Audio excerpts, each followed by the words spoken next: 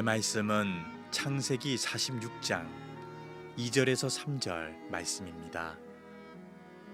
그 밤에 하나님이 이상 중에 이스라엘에게 나타나 이르시되 야곱아 야곱아 하시는지라. 야곱이 이르되 내가 여기 있나이다 하매 하나님이 이르시되 나는 하나님이라. 내 아버지의 하나님이니 애굽으로 내려가기를 두려워하지 말라. 내가 거기서 너로 큰 민족을 이루게 하리라. 아멘. 이 마스크가 지금 저희 교회에서 제작한 그 유명한 C2 패션 마스크입니다. C2는 영어로 City to City 줄임말인데 도시와 도시를 연결하는 그런 뜻을 담은 저희의 선교의 마음을 담은 그런 이름입니다. 이 마스크 하나가 팔릴 때 여러분이 한 개를 필요한 것에 기부하게 됩니다. 네이버에서 C2 마스크를 검색하시면 구매할 수 있는데 이미 많은 분들이 이 마스크를 구매하고 계시고, 이 마스크는 써보지 않으면 뭐가 좋은지 잘 모릅니다. 여러분들이 직접 경험해 보시고 정말 좋은 일에 여러분의 삶과 또 섬김이 나눔이 될 수 있도록 함께 해주시면 고맙겠습니다. 우리의 속담 가운데 돌다리도 두들겨 보고 건너라 라는 말이 있습니다. 신중하라는 얘기입니다. 안전할 것 같고 걱정할 것 없을 것 같아도 신중하게 생각하고 행동하라 라는 뜻을 가진 속담일 것입니다. 때로는 무심코 별일 없겠지라고 지나쳤던 작은 구멍이 언젠가 우리 인생을 망가뜨리곤 할 때가 참 많습니다. 저는 돌다리도 두들겨 보고 신중히 건너야 한다라고 하는 이 말을 오늘 예배하면서 가장 기억해야 될 부분이 우리의 영혼의 문제라고 생각합니다. 때때로 많은 그리스도인들이 순풍이 불고 걱정이 없고 일이 잘 될 때 하나님께서 내 앞길을 인도해 주시니까 걱정 안 해도 되겠다라고 기분에 취해서 영혼의 틈을 놓치는 그리스도인들이 많습니다. 그래서 우리는 잘 될 때도, 하나님께서 우리 영혼의 순풍을 불게 하실 때도 더욱더 신중하고, 왜 나에게 형통의 복을 주시는지, 왜 나에게 순풍을 허락하시는지 그 하나님의 깊은 뜻을 영적으로 발견할 수 있어야 됩니다. 오늘 창세기 46장에 요셉과 야곱의 이야기를 통해서 잘 나갈 때 더 신중해야 된다라고 하는 하나님의 음성을 듣기를 원합니다. 지난 시간에 요셉이 형들 앞에서 드디어 자신의 정체를 밝히는 모습을 소개해 드렸습니다. 형들은 엄청난 충격을 받지요. 그리고 이집트 왕은 요셉을 너무 사랑했기에 그의 충성을 보고 이방인이었던 그의 가족들, 아버지를 모셔와도 좋다라고 허락을 하고, 왕이 도와줄 수 있는 최고의 국가의 권력을 다 동원해서 요셉의 가족들을 데려오도록 허락을 합니다. 자, 이제 모든 준비를 마친 이 11명의 형제들이 요셉과 작별 인사를 하고 파라오 왕이 내어준 경원들과 함께 요셉의 고향 가나안 땅으로 출발을 합니다. 이 장면에서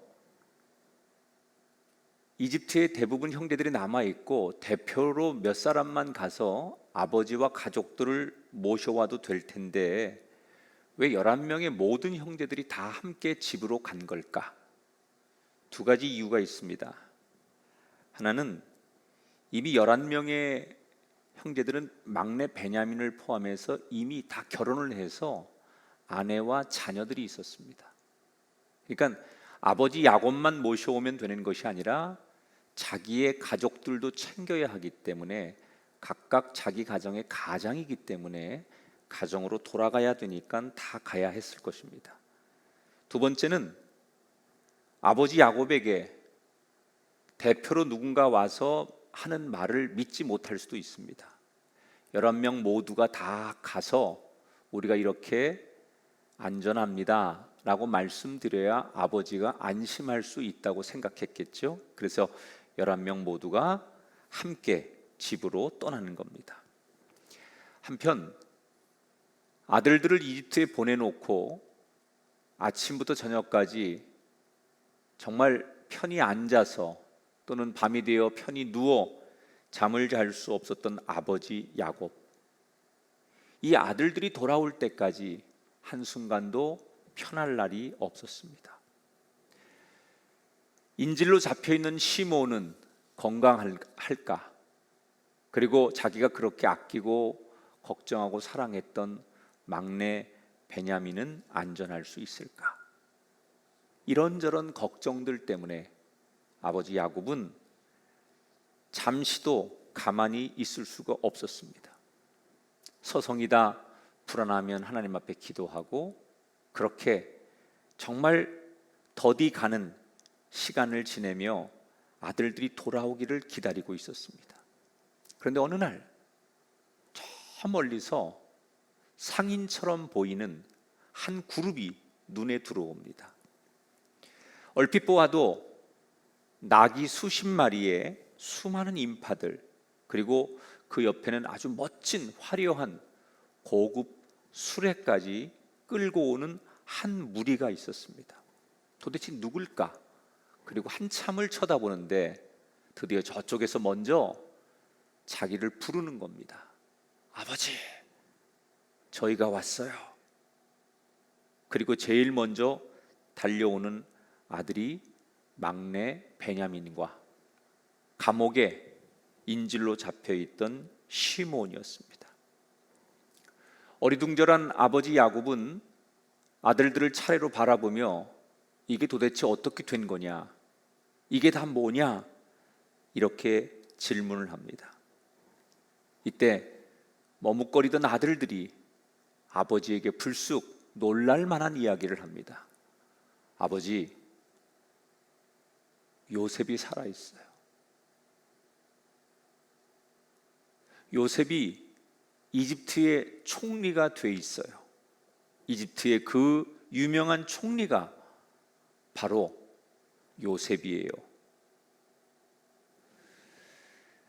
분명히 22년 전에 죽은 줄만 알았던 요셉이 살아있다라고 하는 말을 아버지 야곱은 믿을 수가 없었습니다. 아들들이 천천히 이집트에서 있었던 일을 전해줍니다. 요셉과 함께 식사했던 일, 베냐민이 체포되었던 일, 그리고 요셉이 드디어 자신의 과거를 다 드러낸 일 하나하나를 다 설명합니다.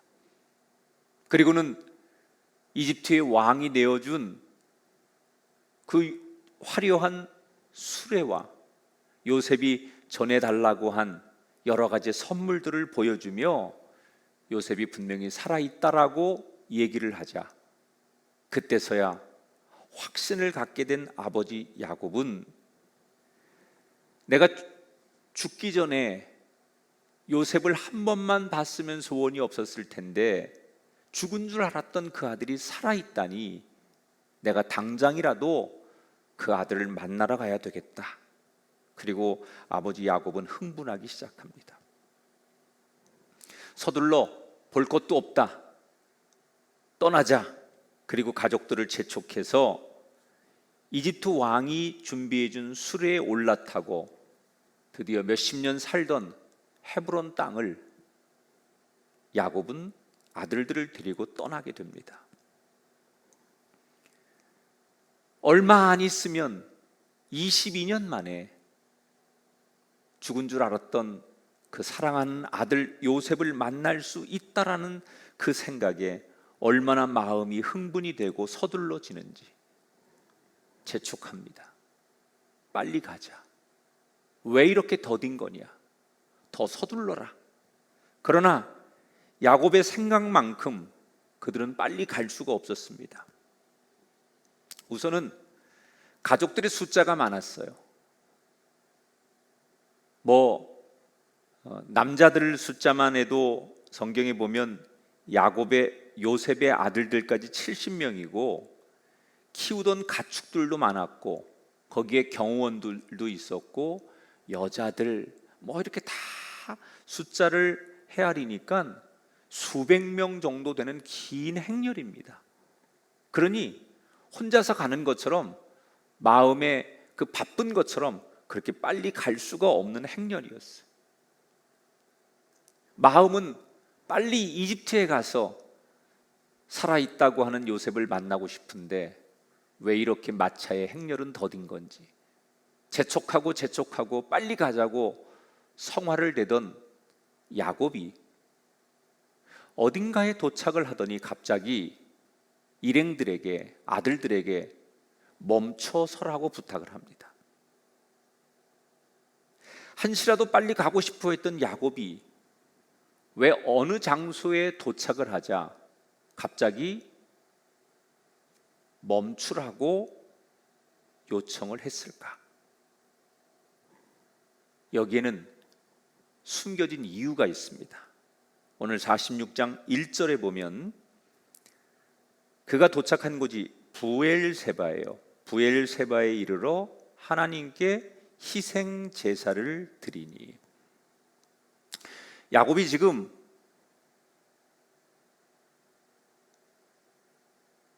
이집트로 쭉 가죠. 헤브론을 떠나서 요셉을 만나러 이집트로 가는데 헤브론을 떠나 얼마 가지 않은, 정확히 말하면 이 부엘세바는 가나안과 이집트의 경계선쯤 되는 곳이에요. 이 부엘세바에 딱 도착을 하더니 갑자기 멈춰서서 그곳에서 뭘 해요? 하나님 앞에 희생 제사, 예배를 드렸다는 거예요. 여러분, 이 부엘세바는 어떤 곳입니까? 자기 아버지 이삭이 그리고 할아버지 아브라함이 하나님 앞에 제단을 쌓고 살았던 곳이에요. 이제 이 부엘세바를 건너가면 이집트 땅이에요. 그런데 이 부엘세바에 딱 도착했을 때 야곱의 마음에 이런 영적인 감동이 드는 거예요. 죽은 줄만 알았던 내 아들 요셉을 만나러 가는 게 너무 중요하고 지금 가야 돼요. 그런데 예전에 하나님께서 자기에게 뭐라고 말씀하셨느냐? 너 이 가나안 땅을 떠나지 말아라. 분명히 하나님께서 나에게 이 가나안 땅을 지키라고 하셨는데 지금 내 아들이 이집트 땅에 살아있고 그 아들을 만나러 가야 되고 만나러 가는 것이 당연한 것인데 내 생각이 맞는 건지, 과거에 말씀하신 하나님의 말씀이 맞는 건지 그는 결정할 수가 없었어요. 당장이라도 아들을 만나야 되는 것이 아버지의 정이고 가족의 사랑이고 자기가 해야 될 일입니다. 이건 어찌 보면 상식적인 일이고 당연한 일입니다. 그러나 하나님께서 자기에게 말씀하신 이 땅을 떠나지 말고 지키라고 한 그 말씀이 생각나자 야곱은 갈등하기 시작하는 거예요. 그래서 이집트 땅에 그 경계선을 넘기 전에 아버지가, 할아버지가 제단을 쌓고 예배를 드렸던 바로 그 거룩한 장소에서 하나님 앞에 예배를 드리는 거예요. 온 가족들 앞에서 아버지가 거룩한 예배를 드리는 거예요. 솔직하게 하나님 앞에 이렇게 기도해요. 하나님, 제 마음은 지금 이집트로 가고 싶습니다. 그러나 하나님께서 저에게 이 땅을 떠나지 말고 지키라고 말씀하셨는데 그 말씀을 기억하기에 내가 당신께 여쭙습니다. 내가 가야 됩니까? 가지 말아야 합니까? 여러분, 이 야곱이라고 하는 사람의 인생은 우리가 알던 야곱은 이런 사람이 아니었어요. 과거에 그 야곱은 자기가 하고 싶은 대로 하던 사람이에요. 자기가 하고 싶은 일이 있으면 아버지를 속여서라도, 형을 속여서라도, 어떤 수단과 방법을 가리지 않아서라도 하고 싶은 일을 해내고 그것을 성취하는 그런 스타일이었어요. 그런데 세월이 지나면서 하나님 앞에 다듬어진 야곱은 성숙해지면서 달라졌어요. 아무리 내가 하고 싶은 일이 있고 내 생각이 중요해도 하나님의 뜻이 아니면 멈춰서야 된다는 걸, 그 세월의 많은 사건 속에서 그는 경험했고 깨닫고 바뀌어져 있었어요. 여러분, 신앙의 아름다움의 열매는 바로 이런 성숙이에요. 젊을 때는 내 고집 또는 내 생각, 사람의 의견, 이성적인 판단, 이런 것들을 중요하게 생각했지만 하나님 앞에 신앙의 끈을 놓지 않고 훈련되고 말씀으로 다듬어지고 하나님을 만난 사람들의 삶의 성숙함은 뭐냐? 내 생각을 접고 하나님의 생각과 하나님의 뜻에 나를 자꾸 맞출 줄 아는 사람. 저는 오늘 이 설교를 듣는 모든 성도들에게 여러분의 인생이 이런 성숙한 방향으로, 아름다운 방향으로 변화되기를 주의 이름으로 축원합니다. 여러분, 때때로 우리 삶에 야곱처럼 아주 중요한 결정을 해야 되는데 판단이 서지 않을 때가 있어요.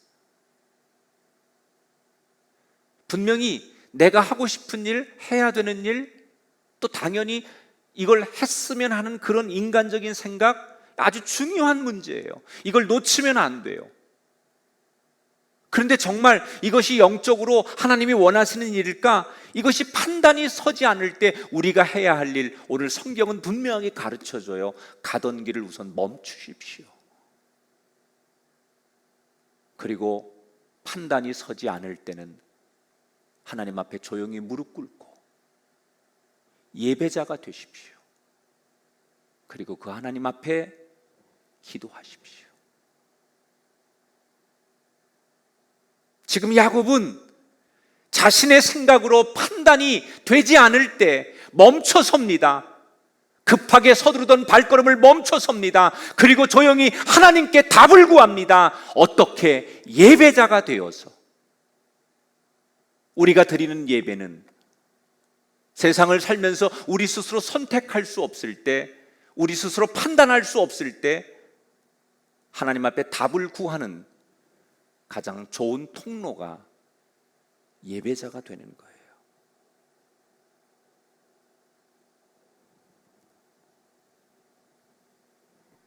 지금 야곱은 인생 최고의 날을 맞이한 거 아닙니까? 걱정하던 아들들이 무사히 다 돌아왔습니다.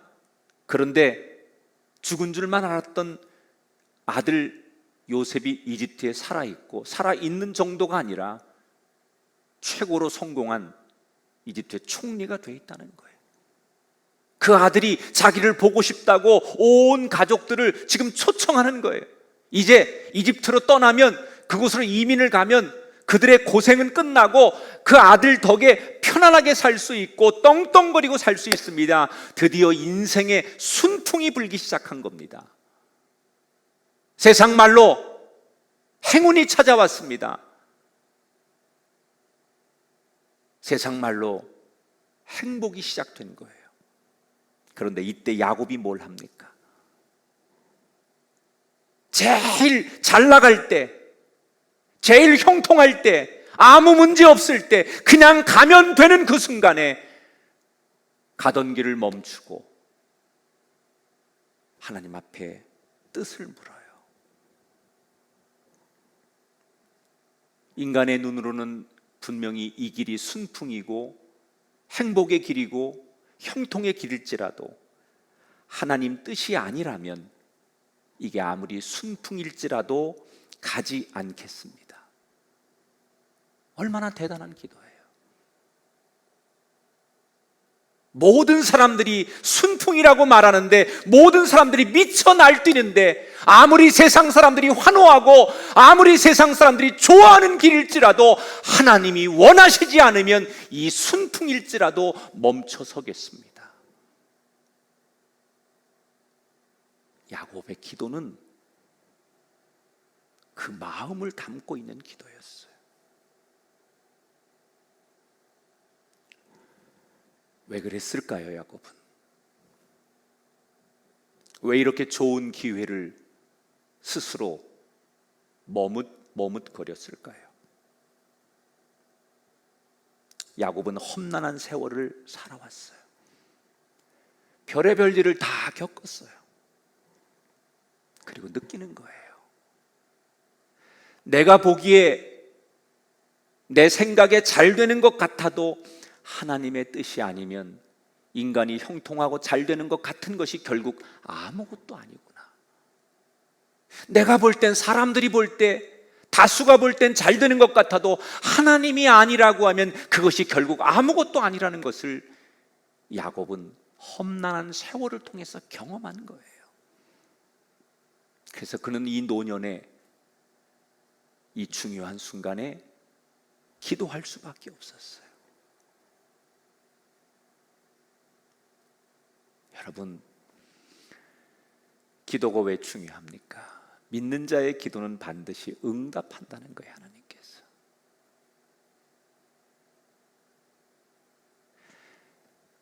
하나님께서 이런 기도까지 응답하실까? 하나님은 내 기도에 응답하시지 않을 거야 라고 내가 판단하고 기도 안 하는 내가 문제지, 반드시 기도하면 응답하십니다.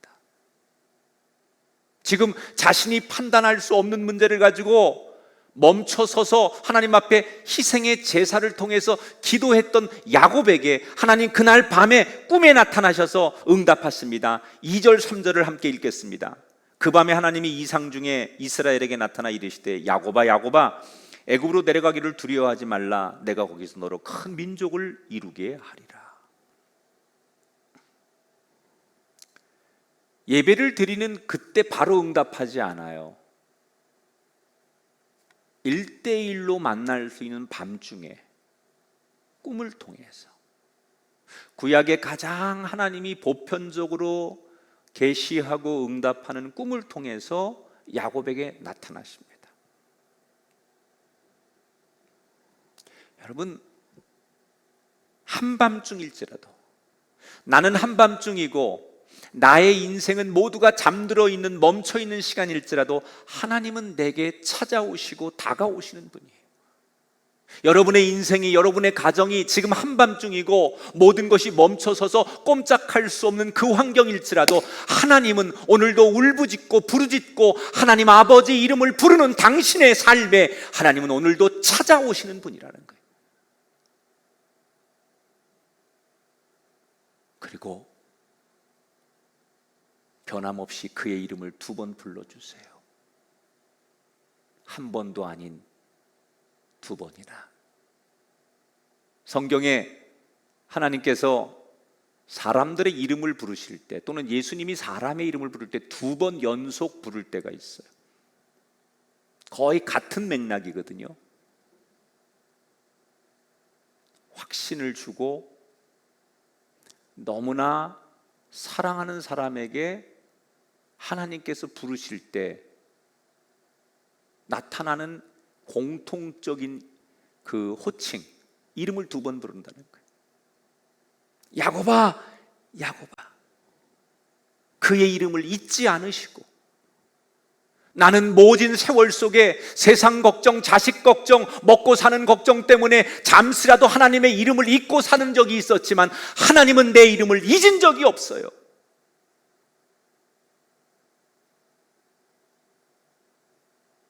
잠들어 있는 그 밤에 야곱에게 찾아오셔서 야곱의 이름을 부르신 하나님.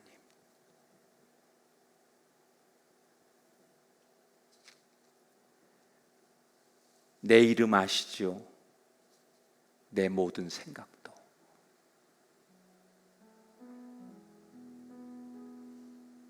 나를 지으신 주님, 내 안에 계셔.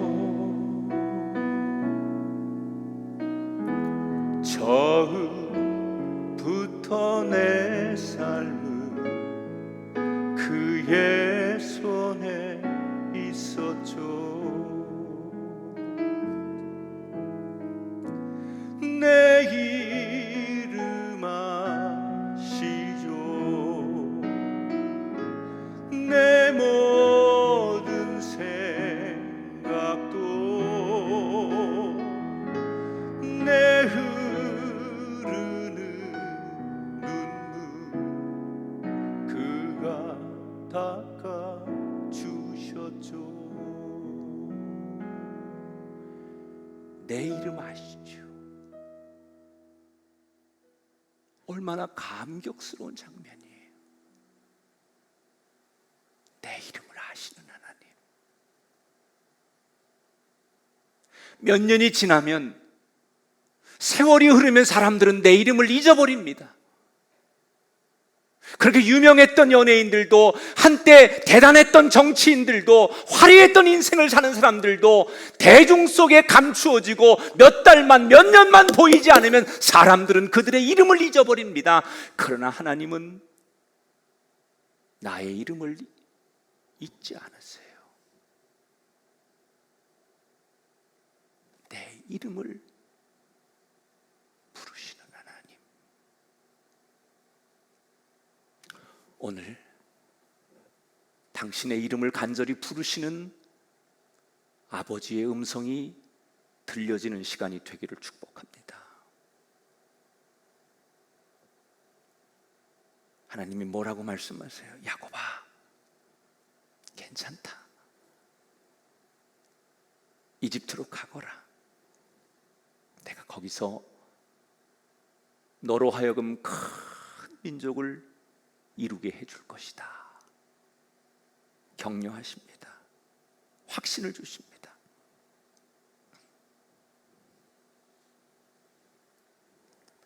사실 처음에 야곱이 이집트를 출발할 때만 해도 아들에 대한 그리움, 아버지로서의 의무, 한 가문의 책임자, 이런 거로 출발한 거거든요. 그런데 시간이 지나면서 지금 하나님이 그에게 말씀하시는 건 뭐예요? 그저 한 아버지로서의 역할, 한 가문을 이루는 것으로서의 역할이 아니라 민족의 아버지가 되고 민족을 이루고 구원자가 되게 하려고 하는 하나님의 뜻까지 개입이 되기 시작했어요. 이걸 어떻게 야곱이 알게 되는 겁니까? 멈춰선 기도 덕분이에요. 너무 기뻐서, 행복해서 잠시 하나님을 잊어버리고 내 기쁨에 도취되어야 될 그 순간에도 하나님을 잊지 않으려고 하는 그의 삶의 태도가 하나님의 위대한 계획을 알 수 있도록 만든 거예요. 우리가 살다 보면 어느 때는 일이 정말 술술 잘 풀릴 때가 있어요.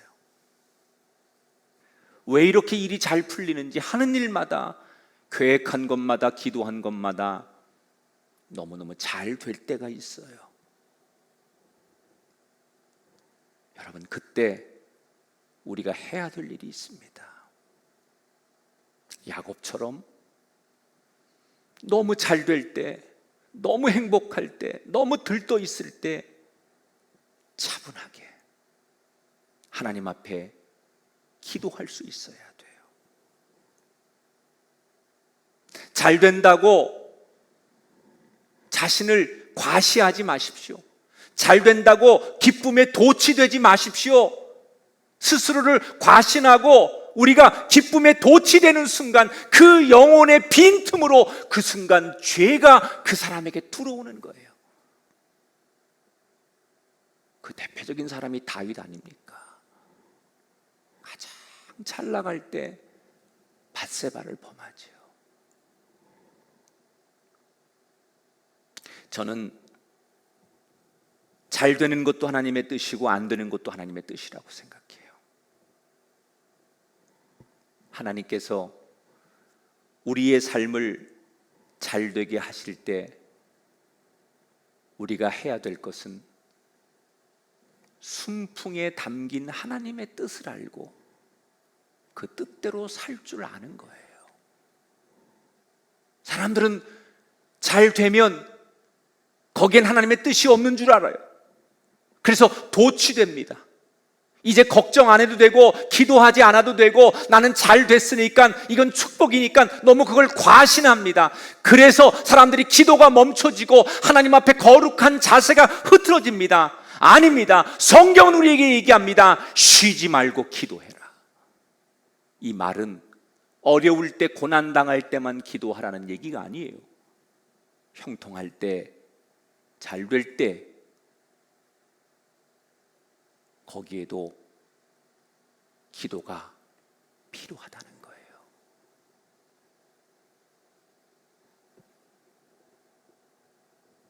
잘 될수록, 순풍을 만날수록 이제는 더 많은 기도가 필요하다는 것을 우리 모두 깨닫게 되기를 축복합니다. 하나님으로부터 응답을 받은 뒤에 비로소 다시 가나안 땅을 벗어나 이집트 땅으로 들어가는 거예요. 자, 지금 야곱의 가족들은 정확히 떠날 때 남자만 67명이에요. 그런데 흔히 이집트 땅에 야곱의 가족이 70명이 들어갔다고 하는데 70명은 이제 이집트에서 기다리는 야곱과 요셉의 두 아들 므낫세와 에브라임을 합쳐서 70명이 되는 거죠. 물론 남자의 수만 70명이고 거기에는 부인들, 종들, 여러 며느리들 이렇게 다 합치면 지금 이동하는 사람들의 숫자는 수백 명이 되었을 거예요. 그런데 아무튼 이 70명이 이집트에 들어가서 나중에 이집트 땅을 그들이 떠날 때는 수백만 명이 되는 겁니다.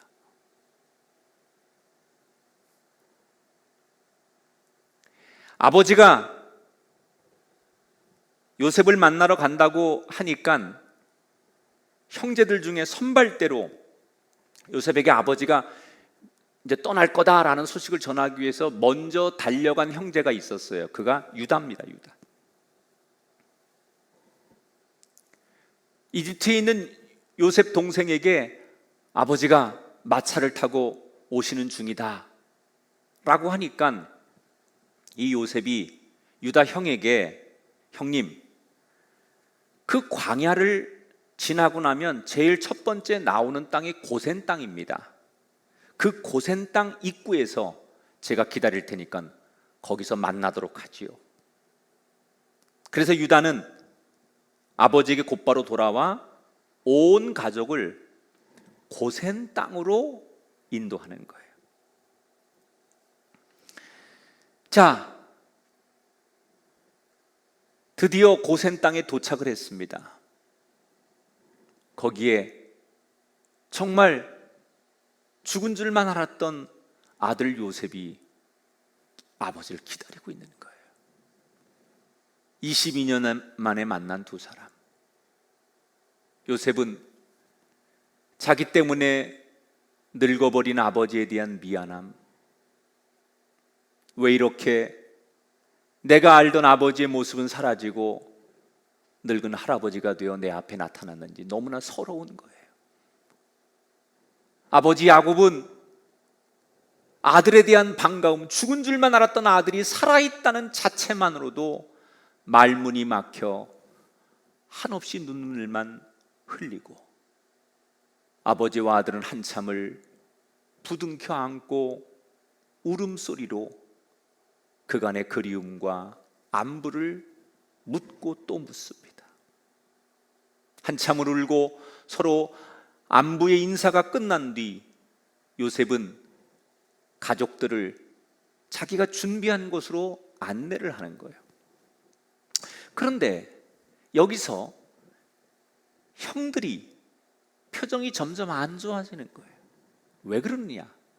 형들은 동생 요셉이 이집트의 총리니까 요셉이 살고 있는 화려한 집, 이집트의 최고의 부유층들이 있는 그곳으로 자기들을 안내할 줄 알았어요. 그런데 지금 요셉이 자신들을 안내하는 곳이 어디냐? 종들을 부리며 화려하게 문명을 즐길 수 있는 이집트의 최고의 도시로 인도하는 게 아니라 전혀 기대와 다른 곳으로 자신들을 인도하는데, 거기는 어디예요? 화려한 문명이라고는 전혀 없는 곳. 대부분 이집트 사람들이 살고 있는 그 도시와는 너무나 동떨어져 있는 지역. 광야를 건너자마자 나타나는 첫 번째 땅, 고센 땅으로 자신들을 안내하는 거예요. 이곳에서 터를 잡고 이 고센 땅에서 앞으로 살라는 거예요. 형들은 환상이 깨졌습니다. 자신들이 이집트에만 가면 그 이집트 사람들처럼 동생 덕분에 종들을 거느리고 여기 휘황찬란한 금팔찌들을 하면서 멋있게 폼나게 살 줄 알았는데, 동생이 자신들에게 준 삶의 터전은 광야와 다를 바 없는, 문명이 없는, 그저 예전처럼 가축치며 농사를 지을 수 있는 그러한 환경의 땅, 고센 땅으로 자신을 인도하는 거예요. 왜 요셉은 더 화려하고 더 좋은 곳에 아버지와 가족들을 모시지 않은 걸까? 왜 자기가 살고 있는 그곳으로 아버지와 요셉을 모시지 않고 일부러 고센 땅으로 아버지와 가족들을 인도해 낸 걸까? 거기엔 그럴 만한 이유가 있었어요. 46장 34절을 볼게요. 애굽 사람은 다 목축을 가증히 여기나니 당신들이 고센 땅에 살게 되리이다. 자, 이집트 사람들은요, 가장 우습게 천하게 여겼던 사람들 중 하나가 가축을 치는 목자들을 너무 그냥 정말 경멸의 대상으로 보는 거예요. 그런데 지금 아버지와 요셉의 형제들은 가축을 치며 사는 사람들이잖아요. 그러니까 이들을 만약에 이집트 사람들 속에 집어넣으면 분명히 이집트 사람들은 자기 아버지와 형제들을 정말 사람 취급 안 하고 경멸의 대상, 인간 취급 안 하고 대할 것을 뻔히 알고 있었다는 거예요.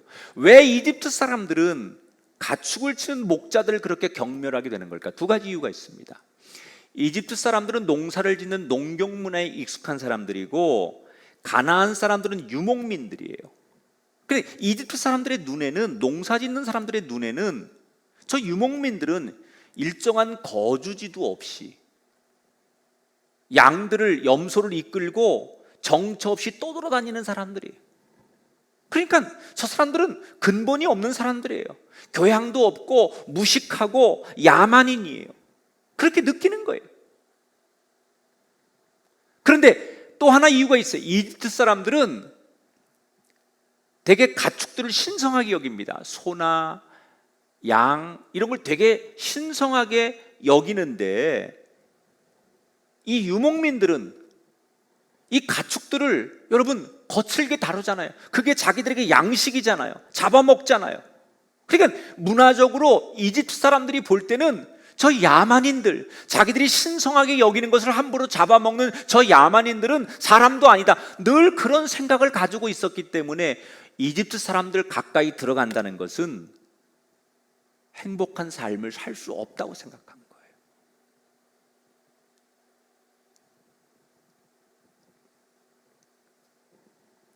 요셉도 아버지와 형제들을 더 좋은 환경에서 살게 하고 싶었겠지요.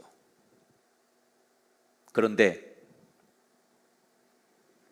여러분, 이 선택이 얼마나 귀한 선택인지 몰라요. 훗날 이집트 사람들하고 이 야곱의 가족들이 떨어져서 분리되어서 산 것이 복이 됩니다. 왜냐? 분리되어서 따로 살다 보니까 이방 문화에 섞이지 않은 거예요. 그래서 신앙을 지킬 수 있었던 거예요. 그러니까 요셉이 선택한 이 고센 땅은 요셉과 야곱의 가문에게 신앙을 지킬 수 있는 선, 울타리가 된 거예요. 이걸 의도한 건 아니겠지만 고센이라고 하는 신앙의 선이 그어진 덕분에 야곱의 가정은 어쩔 수 없이 신앙을 지킬 수 있게 된 거예요. 그게 나중에 하나님의 약속대로 큰 민족을 이루고 번성하게 되는 계기가 되는 거예요. 그런 점에서 당장은 불편한 고센 땅, 문명과 문화가 없어서 아쉬운 그 땅이 결국 신앙의 선이 되어서 그들에게 축복의 선이 되었다는 거예요.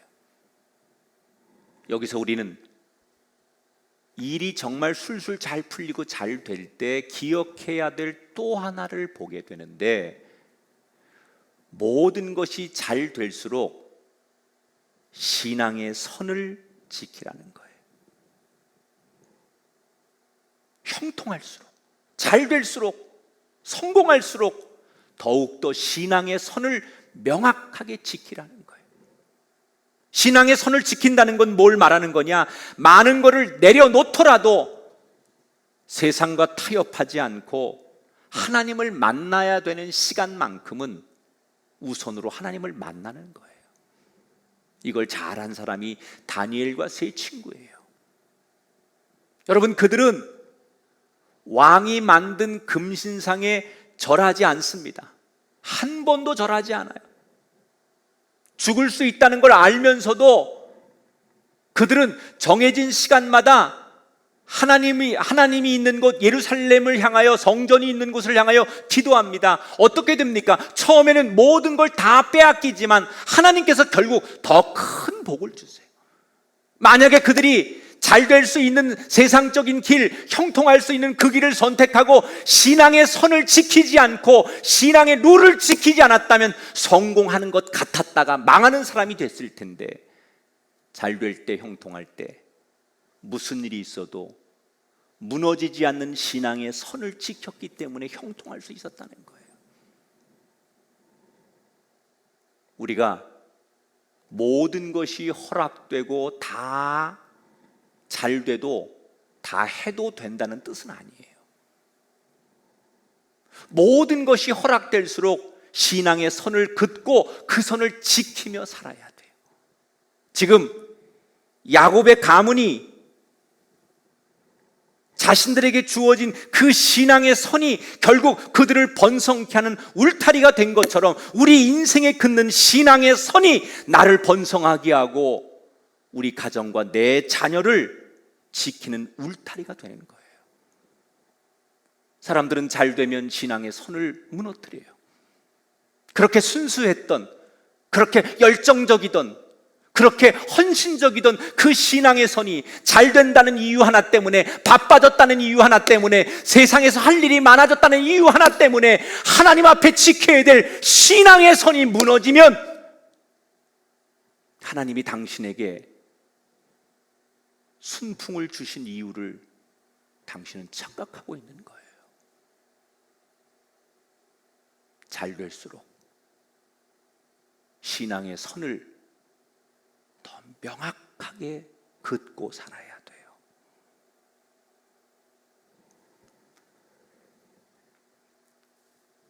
돌다리도 두들겨 건너야 하듯이 믿음의 사람은 잘 될수록 신중해야 돼요. 순풍을 만났다고 생각할 때, 그때 하나님의 뜻이 있음을 발견하시고 두 가지를 잘하세요. 기회라고 생각하면 그때는 기도하십시오. 하나님께서 가도 좋다고 해야 그게 축복의 길이 되는 겁니다. 잘 풀릴수록 신앙의 선을 긋고 그 안에서 나를 절제하십시오. 그 신앙의 선이 내 인생을 더 복되게 하는 울타리가 될 겁니다. 지금은 어렵지만 언젠가 어려움이 끝나고 부흥의 때가 반드시 올 것입니다. 그래서 우리는 잘 될 때 더 신중해야 돼요. 형통할 때, 일이 잘 풀릴 때, 그때 더 영적으로 신중해서 하나님의 풍성한 진짜 복을 누릴 수 있는 야곱의 가문, 요셉의 인생이 여러분의 것이 되기를 주의 이름으로 축원합니다.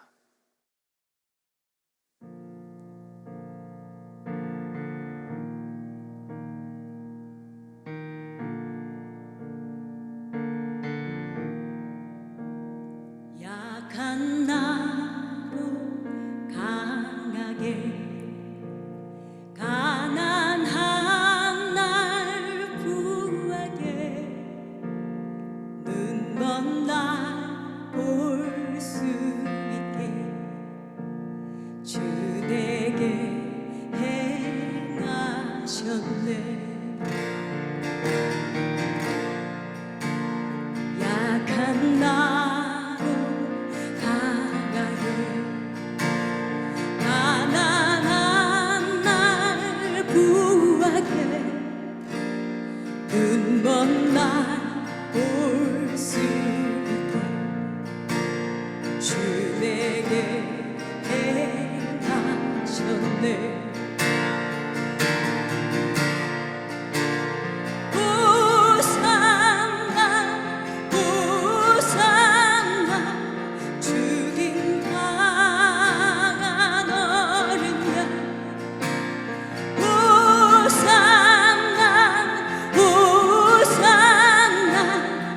예수 다시 사셨네. 내가 건너야 할 강 거기서 내 죄 씻겼네. 이제 주의 사랑이 나를 향해 흐르네. 깊은 강에서 주가 나를 일으키셨도다. 구원의 노래 부르리. 예수 자유 주셨네.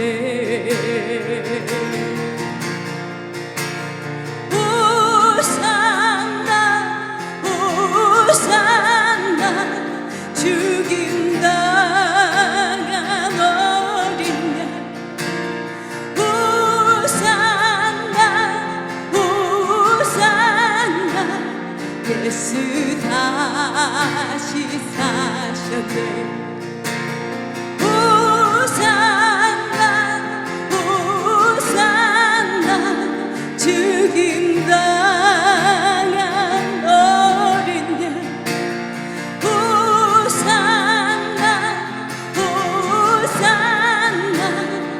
예수 다시 사셨네.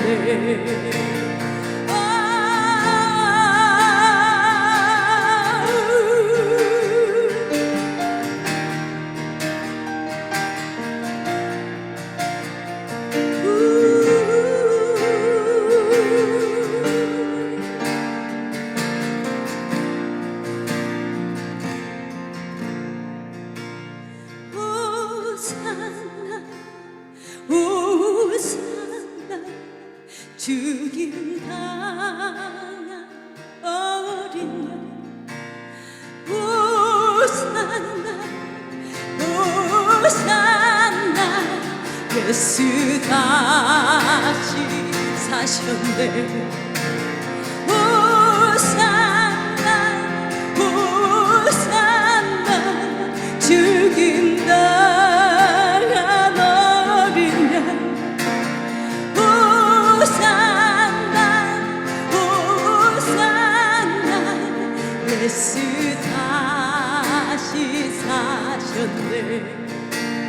예수 다시 사셨네.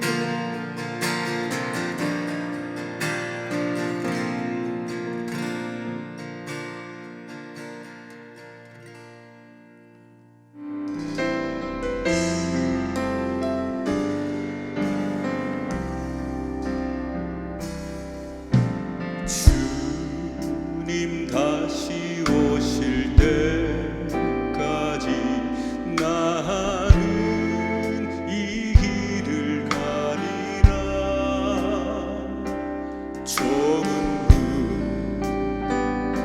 좁은 길 나의 십자가 지고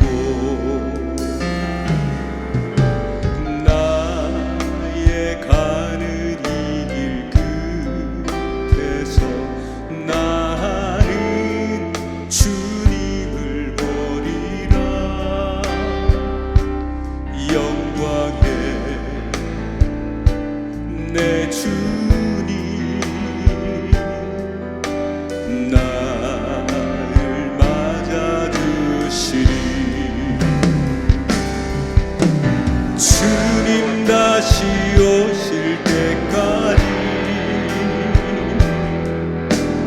나는 일어나 달려가리라. 주의 영광 온 땅 덮을 때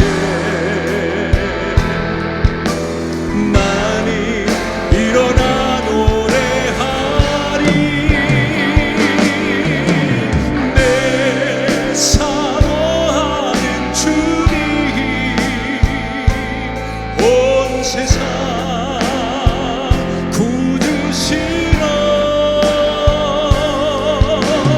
내 사모하는 주님 영광의 왕이시라. 주님 다시 오실 때까지 주님 다시 오실 때까지 나는 일어나 달려가리라. 주의 영광 온 땅 덮을 때 나는 일어나 노래하리. 내 사모하는 주님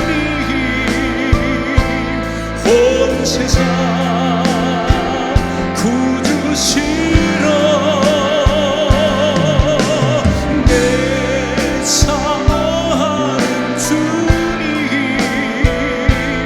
영광의 왕이시라.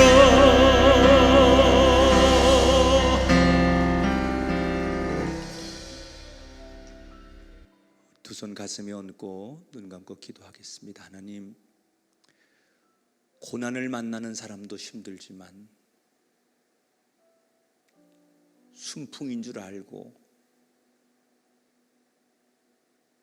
이젠 됐다고 생각하고 안심하며 더 큰 난관에 부딪히는 사람은 더 아련하고 더 가련합니다.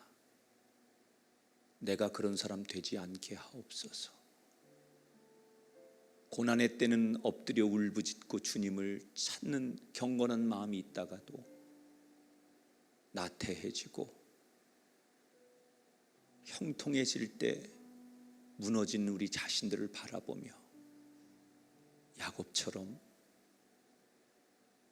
세월의 교훈을 통하여 성숙해질 줄 알게 하셔서